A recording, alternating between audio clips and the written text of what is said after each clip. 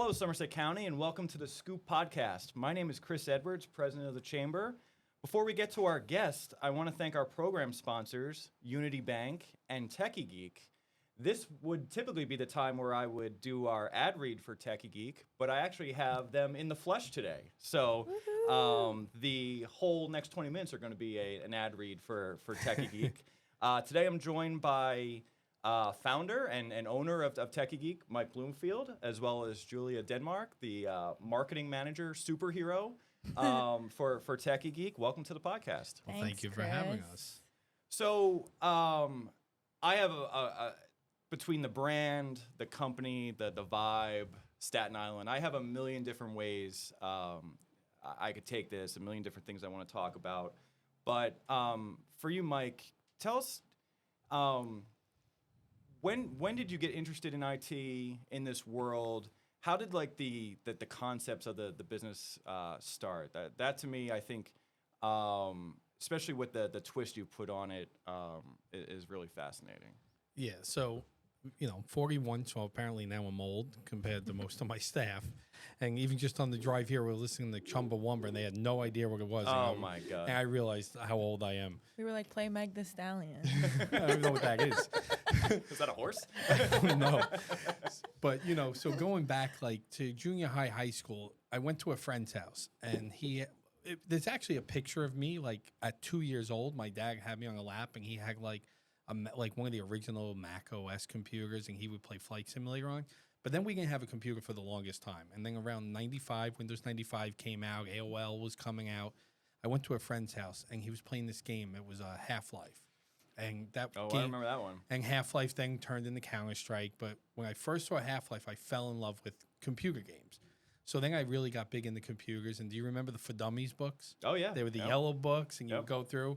And I basically taught myself computers. And in junior high, I would hang out in the computer lab because it was the only room at that time that was air conditioned. So Did you have Mario's Teaches Typing? That was. They did have that. I remember that. Oregon Trail, right? Yep. The standard. You would put the floppy disk in that they have no idea. Chips Challenge. Wait, Oregon Trail? Yes. I remember that. Yeah, I would hope so. I played that. Well, we were actually on the Oregon Trail, so. She's like, "Would you a floppy disk? That's the save icon, isn't it?" Yes. But so I was really into games, and so I taught myself computers. I would hang out in the lab, and then that went all the way through. And then I taught myself computer programming, and I was actually programming Half-Life mods. And I was actually asked to work on the Counter-Strike mod because Counter-Strike started as a Half-Life mod. But I was working on my own mod, which was a Mafia mob. Being from Staten Island, it seemed like the right thing to do. Play the part, yep. Yeah, I had a lot of research, and I turned Counter-Strike down. Gooseman was his name, and who was developing it. I'm like, no, I'm busy on mine. I appreciate it. Needless to say, Counter-Strike became Counter-Strike, and my mod I don't think ever released with my team. But that really got me into computers, and then decided to go to school and continue that through high school. Went to college for computer engineering. I am a college dropout. College was not for me. Have a little bit of ADHD, if my staff will tell you. She's probably going to nod as I'm saying that, but college wasn't for me. And I originally went to work for, while I was in college, I got offered a job for the biggest company that does red light cameras. And you had them in Jersey for a while, Yes. and then I think the legislation got pulled out, but New York. in New York, we still have them, but Jersey, I don't think you don't have any red light cameras at all, right? The whole state banned it, or is it just city? I want to say 7-8 years ago, I think, is when they were banned. Yeah, so I wish. I went. Yeah, no, it's not happening in New York, but I went to work for them, and I started as a technician, and then worked my way into management, and then I was the head of the product engineering. So the speed cameras, the red light cameras, actually came from under my team, and then I realized I was just working on mini computers. Right, like that's all like a red light camera is. But I moved out to Arizona, and I wanted to come back to my fiance at the time. Told me she hated it. She was going back to New York. She's like, "Are you coming? Or are you staying?" I was like, "Well, I guess I'm coming." Right. So I went to work for another business, and I worked for the biggest photo booth manufacturer. When you get your strip. So I was always tend to be in photography and with computers. And I was with them for 6 years. And I was, again, managing computers, thousands of photo booths that were just computers. And I was commuting 2.5 hours a day to work each way. And it was terrible. Staten Island to Long Island, Jersey, you guys don't know that commute. And I will say my boss, I really learned a lot from him, but there was some decisions I didn't agree with.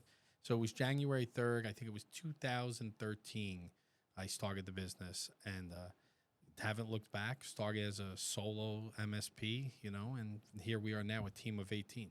Wow. Wow. It's funny to think that path you took is commonplace now, right? But just in that time period, it had to really seem outside the box for friends and family of what you were doing, because it's I mean, just talking about computers, there was only Microsoft. I mean, Apple hadn't even really taken off yet, so there really wasn't those models out there that you see now.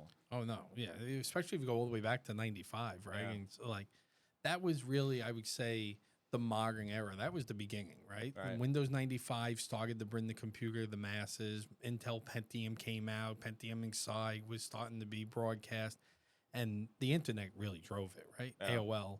I was just watching, I think Jimmy Fallon or somebody just yesterday had like an AOL joke, like that's where Biden's gonna go work. And it was like it was a funny joke, but Yeah. and he was like, I'm the one that brought you AOL, and he held up the CD, and like, do you remember like getting those CDs yeah. in the mail?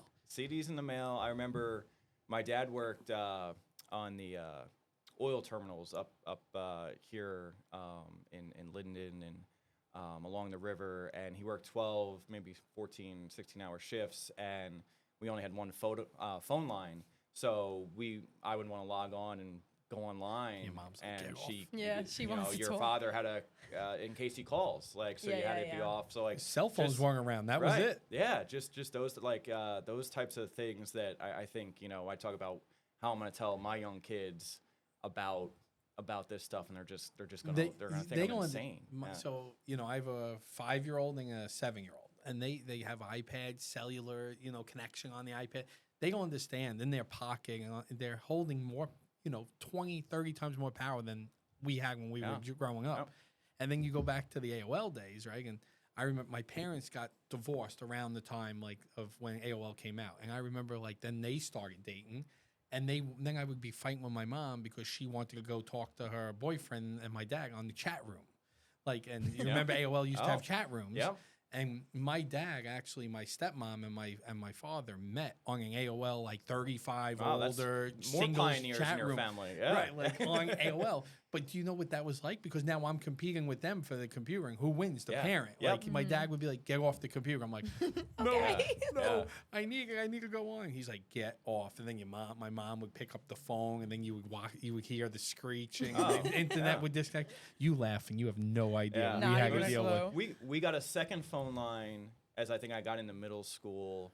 So this is 2000, 2001, and then everyone was on AOL Instant Messenger. Literally, you would go Yes. home and sit in front of your computer and wait for your friends to get on and Put your continue the song lyrics. conversation. Yeah. The yeah. lyric with the lyrics. profile. Oh my God. Yeah. Mike told me about that. Everyone Yeah. would know my mood, right? And Yeah. if you were talking to a girl, and Yeah. if she pissed you off, you would put the bag lyrics up Oh there. yeah, you're going. Now you're going a few years ahead. You're going to MySpace where you had to rank your own friends. Hell yeah. And if you had your song of choice. So if things Yep. were going well in your relationship, it was a happy song.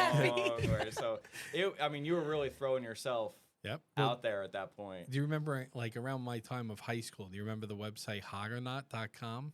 That was the No. one where you would basically rank people. And it was Oh, literally, Oh you my type God. their and name? all you would do was go on the website, and it would be photo after photo, and you would rank them 1 to 10. And you would of what they looked like. Yeah. And then you would be able to log on and see your score. And Yeah. now Yeah. that would never get Yeah. today's, but you think about how things have changed.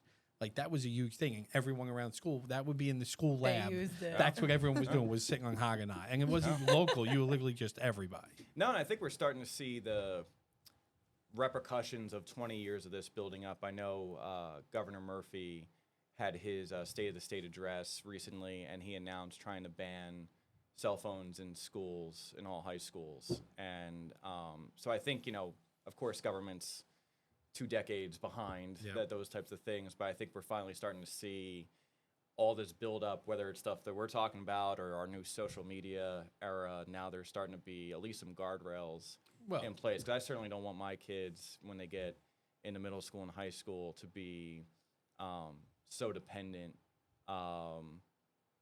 the way it is Right. now. But the you know? crazy thing is, we don't even know what they'll be depending on. Right. Because Right. we know what we know now. Yeah. 5 years from now, everything could change, right? Who would have thought when we were growing up that these were going to be in our pocket? Who would have thought of iPads? So Right. I don't even 10 years from now. I have no idea what my kids are going to be obsessed with, right? You got virtual reality that was becoming a big thing, but Oh, then I feel like that's so out now. Yes. for gaming, it's still around. But now you're seeing CES, the big Consumer Electronics Show, was just in January, a couple of weeks ago, and they're again, a lot of companies are trying to do glasses Yep. that look cooler than the Google Glass, but give you screens. That's going to be like if you could have a heads-up display and someone not know, and you're walking and it's navigating you around. Like imagine if you're in Manhattan and you need directions to get from this building to that building, and it's right there telling you walk 15 steps, go. I think that's definitely coming. I was at a chamber convention last summer, and Meta did a presentation for chamber executives, and they said 7 to 10 years, people will be doing networking events from their headsets at home and in their office. So they were during COVID. So I helped during COVID run a number of virtual events, and because obviously networking went down, chambers still had to do and different.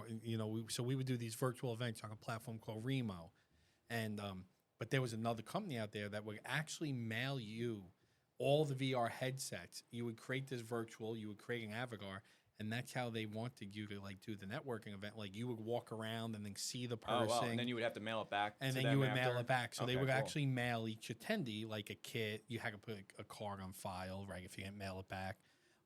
Remo didn't do that. That was another platform, but that was the beginning. And people, but do I think where we are now that we're going to get that? I don't think so. I feel like if you look, right, your chamber events post-COVID, I think are back up to where they were pre-COVID. Yes. Yeah. People want to get out, right? No one wants to.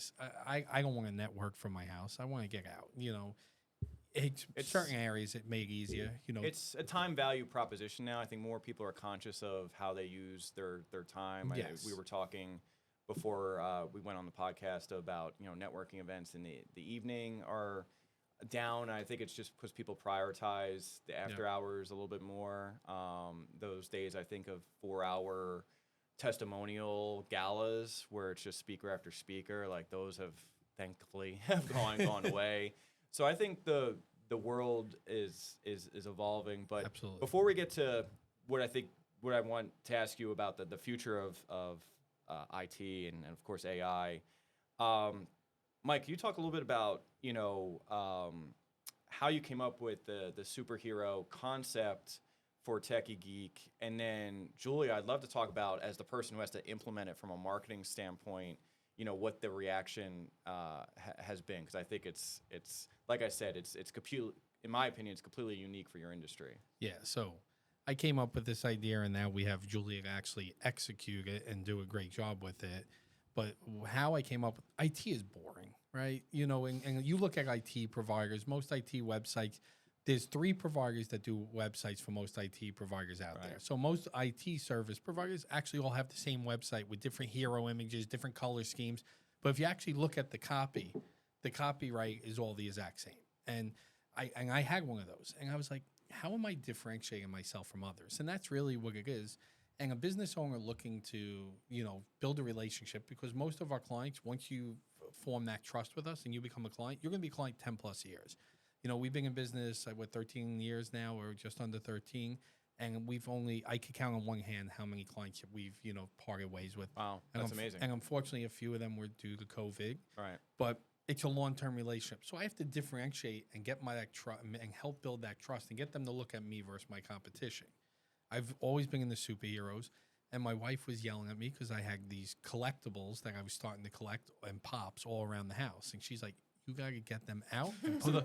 The whole idea for the company was to get your stuff, family House. podcast, out of the house. The company actually started before. Like originally, Okay. we didn't originally have the hero theme, right? Yeah. So for the first, I'd say probably 6 or 7 years, 8, maybe even 8 years, we didn't really do that hero theme. And then I was like, all right, so I started bringing the stuff out of the house. And then I'm like, well, how can I differentiate myself? I love superheroes. And I was one day I said, you know what? Let's brand ourselves the IT superheroes of cybersecurity. And then it allowed me to now have figures and action figures and build this culture in the office with something I love, but then it also allows me to be unique. And it's funny because I can remember having some conversations with people and they laugh. They're like, this is a terrible idea. No one is going to like it. No one's going to understand what you do. And it's just stupid. And I said, okay, but that's the beauty of owning my own business. It's my choice. I can do what I want. And then I think over the last couple of years, especially with Julia's help, I think we do a really good job executing it. And what do you think? People like it? I mean, I feel like a big thing with IT is like trust. So people are more likely to trust, someone that shows their like vulnerable side, or like someone that will make them laugh. I feel like posting cohesively on social media with like these funny reels and stuff, every now and then we'll do, serious posts and make sure that like we're getting our message out there. But really my whole plan is to just create this branding and differentiate us from any other IT company. Yeah, superheroes are fun. Yeah, we got to come to your office last summer, and we joked on the way back that if you needed a new stream of revenue growth for Techie Geek, you could open up the office as a museum and just charge admission for people to come in. It might be a little disruptive to the work process, but but it's funny because it's happened. Like I have a new client who became, for the past couple year, but he became very good friends with me. And the first time he came to the office, he's like, "Oh, I have to bring my kid." Next thing I know, I got a text. He's like, "We're in the neighborhood. I'm bringing my son by," and then there's like photo shoots occurring by like the They're posting it on their Snapchat. Yeah. And I'm like, "All right, so I could be a museum or I could sell everything. One of the two. I can make money. Either way, I think you could do well. One of the things I wanted to talk about is, we touched on it a little bit. Obviously, is the evolution of the industry. When I started at the chamber, we still had what I call like your classic computer repairman, right? So it was a garage somewhere, right? And someone would come and drop off their big PC and come back in a few days, and it would be fixed. And obviously that has transformed. We had an IT group in the partnership like a decade ago, and I remember the first event we had was like no one people had smartphones, but they were reluctant to download apps. Remember that time period where no one had any apps? So we had an event on like 10 business apps you should have on your smartphone, and that drew a big crowd. We got into cybersecurity, and I always felt like cybersecurity was hard to build an audience for, because it was one of those of like, if you realized that the threat of cybersecurity, you had someone like Techie Geek who was doing the work for you, or you put your head in the sand and you Just avoided it. Hope for the best. Yeah, I mean, no one's going to tap into my Excel spreadsheet with all my company info. Definitely not. But now we're entering a world of AI. So can you talk about just how the business has evolved? Like what do you see coming from a typical business client, where their interests are, and where do you think your industry is going in the future? Yeah, so when I started the business, I didn't realize what I was. So what you were talking about was a break fix. Right. And we're a managed service provider. And the one thing about us IT providers, we love acronyms, so MSP.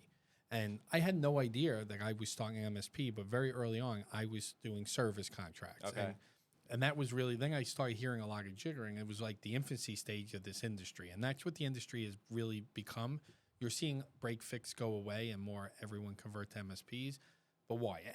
Everyone knows someone that could fix a computer, right? There's someone's uncle's cousin's nephew, roommate who could fix a computer. But that's not what businesses are relying on. Businesses are relying on people to protect them. The risk of your computer breaking, yes, your hard drive could go and you have to be prepared for that. But it's more likely you're going to be hacked or you're going to be social engineered. And unfortunately, I always try not to do with scaring people, but it ends up being after you have that conversation. It's truly no more matter when will you be hacked, not if you will be hacked. Yeah. And that's what MSPs are there for. We're there to help provide the cybersecurity aspect and provide all of those services to help protect you and minimize risk.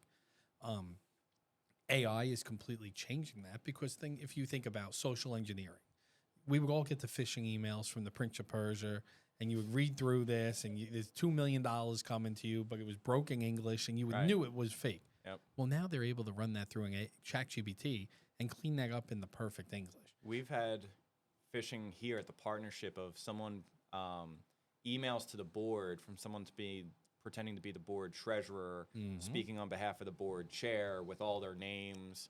And there's still little things that obviously give it away that we would never have that conversation in an email. But to your point, it is very precise and now. Hackers are they do the research. It's a business, Right. so they went on your website. They took the time to find your board members, look up their emails. You might even put the emails on the board, membership directory. I'm not sure, but this is what hackers actually do. So then they use AI. Now you have AI with video and audio, where now they're scamming people by They're branding themselves. their brand, but not even that. They're taking Julia's voice and she loves to be on video, right? So they're able to go and take her videos and convert it and then call her grandmother and have it sound like Julia, that I'm in trouble and I need you to wire me money right now, grandma. And it sounds just like her. Right. So that's AI, and it's really changing our industry in terms of protecting. And then here we are just yesterday, 3 days before the inauguration, and Biden just signed an executive order yesterday that's raising some eyebrows because of how close it is to the end. But a whole cybersecurity bill, and I don't even know if you heard about it, but last night he signed an executive order basically mandating all these new cybersecurity restrictions for contractors of the federal government, a lot of the departments, changing, upping what's required for the businesses in order for cybersecurity. Now it's raising red flags because it was put up as an executive order 3 days before, another president's going to come into play and he could technically get rid of it. And this should really be bipartisan. But it is also showing the importance of why these regulations are coming in, because these hacks are occurring at the government agency. So the AI is one major piece. And then the next thing that's going to really completely change everything is quantum computing. And passwords and cryptology, everything we know today, quantum computer is going to completely change. And for those who don't know what quantum computing is, it's a whole nother way of a processor works, relying on qubits. I could give you a link if you want to put up with a cool video that kind of details it. But right now there's a password that would take a normal computer, a normal supercomputer, over 1 billion years to calculate. A quantum computer can break that same password in seconds. Right. So cryptography, everything we know is completely going to change, and quantum computing is going to change everything. That's the scary thing, but it's also going to be the amazing thing of what you're capable of doing with that. Yeah, it's always that glass half full or half empty view. Sometimes I look at it from the frame of Terminator and Terminator 2, which is probably not the best way to look at AI and quantum computing, but it's going to happen. Yeah. We're going to it's like what happens first, right? We're going to be a battery in the Matrix. So one other thing before we get to our rapid fire section, I have a lot of members of the partnership who come into our new space in the Somerset Business Hub and ask about the podcast studio. And, who came up with the idea? How did you develop it? Techie Geek did our podcast studio, and we came out to your space to look at your podcast studios. So could you talk about that service you provide? Because I do think we have a lot of members who are dabbling in what that means for their business. So, COVID really changed a lot of things, right? I never thought I was going to run virtual events, and COVID changed and I evolved, and you had a pivot. And one of the other things we started looking is everything was on video. And then during COVID, I did 150 live shows with a couple of business owners of mine. We did 3 shows a day. It was insane. And we did that for like 50 days, and it was way too much. But after COVID ended and we got out of that quarantine in New York, we said video is the way to go. Everyone is going into YouTube. They're all going to Spotify, the Apple podcast. Yep. So we started I was on 3 different podcasts at that point. One is M Squared podcast. It's a marketing podcast we do. We have Digital Defenders now for Techie Geek. And then my daughter and my daughter's friend do a children's podcast called The Audrina and Fing Show. So at that point, we started building out these rooms, and we've built out at this point probably just under a dozen podcast rooms, because this is something new. It's a great podcast, or a great way, as you're seeing with the partnership. It's a great way to get some long form content, teach people about those people out there who never heard about Tech Geek, listen. But then it's also great, like what Julia does a great job of, is chopping this up into small, quick reels just to get out and build awareness. So because that's like content for like 2 months, 3 months. Yeah. you can chop it up. It's like 25 minutes long. You can chop it up to 30 seconds videos, and then And we know attention spans, right? Yeah. So it's Oh. it's we know if you're listening to this right now, you are a hardcore member Yeah, of the you're partnership. real. Thank You're you so real. much for your support. Real. Thank you. We always talked about, do we like, it's like a Where's Waldo? Do we put some Easter eggs in In the end of there. the podcast? to You see? get a free gift. Find me at the corner of this place at this hour. Free lunch. But yeah, no, I definitely think this is the wave of the future. Oh, and one podcast could give you 30 videos. Yeah, right. That thing could be spread out, and M Squared. We haven't recorded videos right now, my podcast, and we're getting back to it. But in almost 3 months, we've still had content going out because we had so many videos recorded that chopped into so many reels. Yeah. So one 25-minute could give you probably 20 to 30 good videos that you could use. That's the advice I think. Either one, one of you gave me in the summer of like, just build a bank of Yeah. content. Sometimes it's hard in our world of like, we want to promote an event. You have to be very smart of, okay, when you're recording, when Yeah. does it get out, all that type of stuff. There's a lot of things that happen in real time here. Or even if you're doing like a campaign, say Yeah, you're right. doing a specific campaign and something you talked about in the video for Yeah. like 3 seconds was like having to do with it. You can just add that, brand the video, and then make it part of the campaign. So Right. It's like different. Yeah, but I do think, and I always, sometimes I think podcast was the originating word. This is beyond the original concept of a podcast. I love, I go on Spotify sometimes when I have the kids in the car, and I'll put on our podcast, and it takes them a second or two, and they're like, "Oh, Daddy, it's your voice." And then and then I don't know, are you uploading the video as well? Because they Yes. also have the video. Like, and that was something Spotify added about, I want to say 14 or 15 months ago. Yeah. Because originally it was all audio, and then that was, so you had to be on Anchor, YouTube, but now like Spotify and all of them are video podcasts is the big thing. Look, you look at the Joe Rogan, you look how many different podcasts out there. Yeah. The Wang Show is a big tech podcast.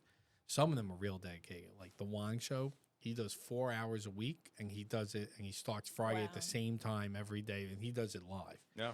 It's a lot of commitment. I think everyone has their choice. Mine are always like sports, politics, and then like business, self-help are like the three I go to. I usually, I'm lucky enough my commute's not far, so a lot of times I can't get through a podcast on the way into work. But a lot of times after my kids go to bed, my wife goes to sleep, I got a little bit of me time. That's generally where I tap into the podcast. Sometimes I have them on the background when I work, but then I find I don't assimilate any of the information. I just Right. get through You're it. working. It's just But, it's yeah. background. It's noise. background noise. But yeah, it's such a great meme. So I just want to give them Techie Geek a shout out. This place is you. fantastic. Our members have loved it. Thanks. Anyone Um, interested, we're happy to have a consultation, talk with them, and help them come up with some ideas. Absolutely. So now we get to one of our we call 5 faves. It's our rapid fire section. I've called this one Staten Island edition. Okay. Jerry Seinfeld, who's my favorite comedian, he does a bit about being on Staten Island, on Long Island, but you're in the city, and like, why are you on the island but in a city? And so when I say on the island, I know it doesn't make any grammatical sense, but you know what I'm Makes the saying. bed. Yeah, so, I got it. so we're gonna do this rapid fire section, starting. Both of you, just tell me what comes to your mind. Okay. Favorite places to eat. A favorite place to eat on Staten Island. I know mine. Besso. So it's a tapas place on the North Shore, St. George by the ferry. Amazing. The best lamb chops you could get anywhere. I can attest. And Are you doubling down on that, or do you I'm have not another one? doubling down. No, I'm not being basic, but Besso is delicious. One of my favorites is actually on Page Avenue in Tottenville. It's called Layla. I've never been. Yeah, I know. I've I heard told it's you about excellent, it. though. It's Good. excellent. 2 good choices So for our good. members. I'm glad no one said Chili's or Applebee's. that would have ruined the on Staten Island Domino's. portion. So. And also Artisan Bakery. Love that. Mike loves it too. So you've been active members now for a couple of years, involved in a lot of our programs. Is there a favorite event at the partnership you look forward to each year? I have an event that I've attended in the past with you guys. It was the Flower Garden. Oh, yeah, our Sustainable Somerset. Yeah, We do that the was walk so through fun. Colonial Park. Me and Heather, Mike's assistant, we both went, and Jackie was there, and we've never even knew that was a place or that a Yep. thing. Like, we were obsessed. So the Colonial Rose Gardens in Franklin Township, the bloom basically in late May, early June is unbelievable. I've had family come in from the Midwest and tell them like you have to come there. So Oh my God, we try to make that an annual event at the partnership. It's hard because you need someone from the park to do the guided Right, tour. the guide. But Yeah, it's a very cool event. Yeah, she came back and they were telling me how great it was, and I should come. I was like, "Isn't it all It's women's a- it's event, a- or was that not?" No, all- it No. was through our sustainability group. Okay. They turned it into a photo shoot. But They turn everything into a photo shoot, just so you know. That's why she's excellent at marketing. My favorite. So We were I'm- there for like 20 minutes after you holding guys up the left. tour. Yeah, I heard. Hold up the lights. So I'm a member of a number of chambers, a number of organizations, and I gotta say, you guys did an excellent job. I was at that recent 40 under 40. Yeah. The Rung of Show was great. I absolutely loved how you guys did the video reveal of the honorees. It was a great event, well attended, good networking. So I think Thank you. that was my first time Yeah. actually attending, and I hope to be there again. It was a great event. Yeah. Well, you certainly have more 40 under 40s to nominate All right, for I got a bunch. 2025. So, favorite, I know this is like an outside the box one, but favorite project or solution you had for a client that you know, not your standard request that maybe you did. Is there anything that pops out for you? I'll say the podcast rooms are, Yeah. a little different outside with our normal businesses. Right. So we also do audio visual. We do home theaters. So I always I love these types of projects because, cybersecurity, it's not really a thankful job, right? If we're implementing securing you, you don't really get, thank you, you protected me, because most of the time you don't even realize we're protecting. Yeah, no one knows. When you do these types of projects, the audio visual, the home theaters, it's the time when like you first turn on the projector and the theater and the sound and the the room homeowner shakes, looks yeah. at you and just smiles and goes, Yeah. "That's what I was envisioning." And so when we're hearing, I'm able to hear that you guys love the room and you're having great, you're having good guests and it's really working the way you imagined it to work. That is something I really enjoy because it's finally a time where you get thank you. Right. Do you have anything that, I that think pops that out? Yeah. I mean that's a really good point.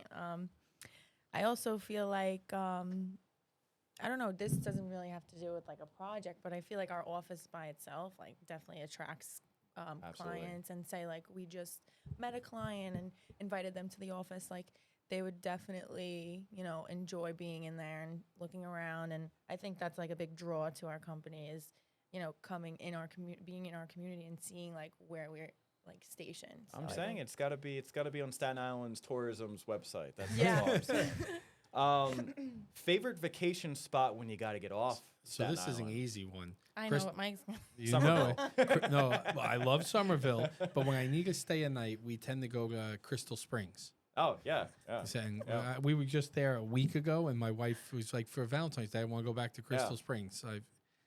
We love it. My kids love it. It's close. Jersey's beautiful, and it's close. Yep. It's good for if you have kids. It's really nice that they have outside pool, right? Yeah. My favorite place is Italy. That's my favorite place. Do you have a Italy as a whole, or are there any cities or Amalfi sections? Coast. Okay. Yeah. Any chance I get, I would like to go back. But for real, like a real place when I need to get off of Staten Island, honestly, probably like the shore during the summer. I love the beach, and Do you have Staten a- Island doesn't offer any beaches. Which shore? Yeah. Do you do a variety, or do you have a certain town you always go to? She's from Staten Island. She's going to say LBI. I love LBI. Okay. I love LBI. LBI is like my favorite place. That's the line of New York and Philly. So LBI? yeah. So I grew up right off of LBI, Waretown, Bayville. Yeah. And that was always you had both television markets. But once you got to LBI and South, then it was kind of Philly's Philly, market. outside of Atlantic City, which is a mishmash of everything. But it was Philly's market. So that's pretty big because most people, when they come down from New York, like they don't venture as far down as LBI. You LBI. just stop at like Yeah, it's Asbury like Park 2 or and a something. See, half. mo- 2 hours. and most people I know from Staten all go to LBI. Yeah. It's like a known thing, like Yeah. a culture. What's the famous restaurant? It's the with the chicken wings. There's a bunch of stuff. Birds and Um, Betty. Chicken or or the egg. Chegg. Yes, Yeah, yes. chicken or the egg. Yeah. I'd travel 45 minutes for that Oh breakfast. yeah, their breakfast Yep. hits. No, that's two good ones. I mean, Italy too. Got a story for you about the Unrealistic, Amalfi though. Coast. But and last but not least, I'm gonna assume the audience from Staten Island won't be as heavy for this podcast. But what's your favorite chamber The of commerce? Somerset County Business Partnership, go. right? I think Yeah, you and would I'm agree. not even We're gonna being make that a biased. reel, Lydia. Okay, just that last one right there. So No, we joined the partnership. It was during COVID. I want Yep. because we started branching and trying to get networking virtual, and so we probably been a member, I guess, 4 years now, if not just under. And no, the partnership's great. Everyone we meet is really great. The whole team, your whole staff, and like me, you have a staff of many women. So we're give very me my place. I get put in my place all day, but no, you guys do great events, and and you're also trying to be unique and ahead, right? That's this what my podcast favorite is part is. Yeah, is- I feel like that brings the community really close together. And every event that you guys throw, there's so many people there that like are actually interested and like involved. Yeah. No, it's you. We're all, whether we think it or not, we're in an ROI driven culture, and the day of going to an event to support it. Obviously, there's people who do that, but people want to go and get something out of it. They also want to be entertained, right? Yeah. So, to your point about the 40 under 40 is how do you read off a list of 40 names without making it boring and putting people to sleep? I go to some and- that are real boring. Yeah. And it's a 20 on the 40, and by the end of the 20, I'm like, please get me out of here. Right. So I was watching Sunday Night Football one night, and you know how the players announce their names and their college Yeah. That's they how went they to? do it. That was the idea for the 40 under 40. And it worked. It was it so was quick. great. It was good. Yep. Mhm. It was really good. And I think she's going to always say the Somerset County Business Partnership because I got to hear about the Zeppelis or something you guys had. Oh an my god! event. Well, actually, that's another event that I was obsessed with. You guys had, what were they called? Oh, that was Beignets. the women in AI Yep, at Santa Fe. beignets. Yeah. They came They back. had beignets. You guys at the Somerset, I swear, I asked them every I time think where she they get the harassed beignets Jackie, from. right? Where Mhm. she and They were and delicious. you guys normally, I would have told them.